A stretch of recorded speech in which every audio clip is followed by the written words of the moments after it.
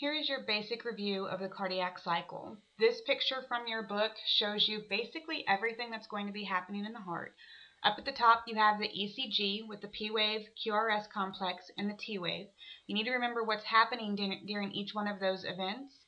During the P wave, the two atria start to depolarize, and then a little bit after that they'll contract to push the blood into the ventricles down below. During the QRS complex, the ventricles start the process of depolarization, and a little bit after that, the two ventricles can contract.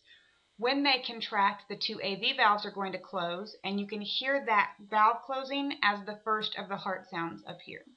Then the ventricles will repolarize and relax or undergo diastole, and at that point our two semilunar valves are going to close, and you hear that as the second heart sound up here at the top.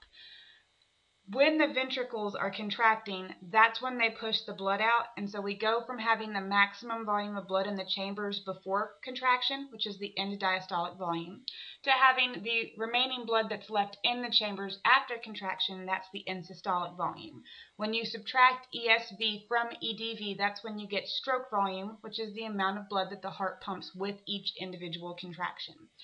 Up here in this one, they're showing you the pressure in a couple of different chambers. What you primarily need to notice is when the ventricles are in the process of contracting, that's when the pressure is going to go up. And again, it's sort of like if you were to have a balloon in your hand and you could squeeze it, it would make that pressure go up. The pressure in the aorta is going to go up also as the ventricles are contracting, because that's where the blood's going when the ventricles start to eject the blood. So that's your brief review. Hopefully that'll help you study for the next test.